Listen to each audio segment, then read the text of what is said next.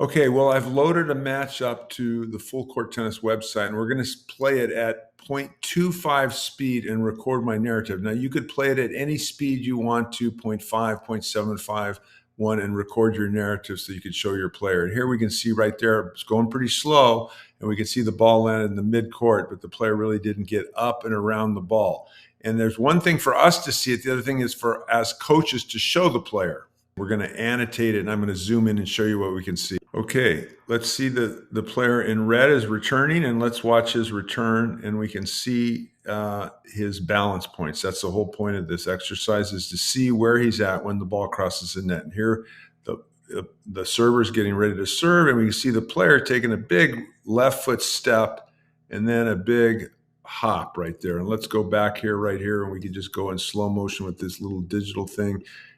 And we can see right here, there's a digital on the video where you can do it. We can see right there, the player's already hit the ball and he's still flying in the air right there.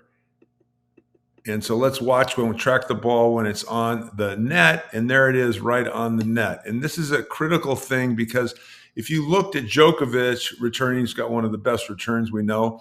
When this ball is on the net, he has already basically got his balance and pivoted to one side. And you can see right here that the player's racket should already be back, but yet it's still pointing to his opponent. So he's going to be super late. And we can also see that this shoulder, his torso is not turned. So two things are off, which means he's not going to be able to get his legs into the ball, his push from the right foot and then move his left leg through the shot. He's dragging it, as you can see, and he ends up really arming the ball, basically, and it's a weak return.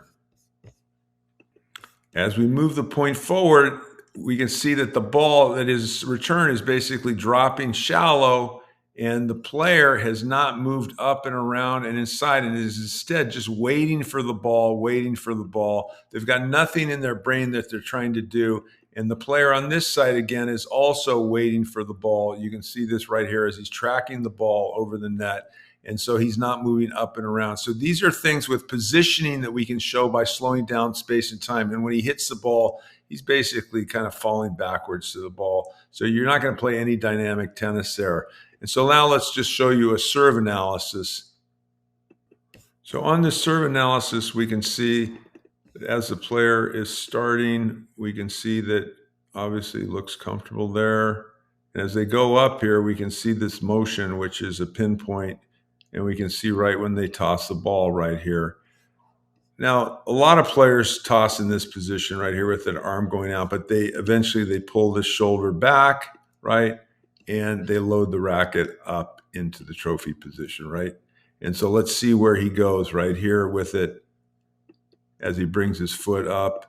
Okay, so he does pull his shoulder back, but we can see the racket head is very late loading right here, that this should already be up by the time this foot gets up, that basically he's super late loading that racket head. And so what that means is that he's going to open up his body too soon, because that racket, this elbow right here, should be already coming up and around to the right. When he starts pushing to his feet, that's when that starts to drive up, and you can see how it's dragging. And watch his feet there. His feet are just about done, and the elbow isn't through the head.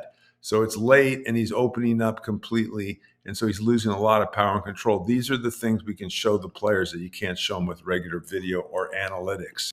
Okay, now we zoomed in on the player the other side as he's returning, and let's watch his balance points as the player in red is serving. And so he strikes the ball, and let's see it when it's over the net right here. Right there, it's about dropping over the net. So we can see that the player has not pivoted. It doesn't have his racket back at all, and it looks like it's going to be a backhand. And so you can also see the player is not in balance. It almost looks like they're trying to run around and hit a forehand, and is not even close to being seen it early enough. It looks like it's going to get hit in the head almost. So that's a pretty embarrassing shot, to say the least. So these are issues that you just can't see them if you're looking down court, and we've backed out of this. You're not going to be able to tell at all what happened on the other side of the court. It's just impossible. You can't see it as well. So you've got all these things to be able to zoom in and out, to be able to track the ball and really see the balance points and where the person is in relation to the ball. And that's why this system's so good.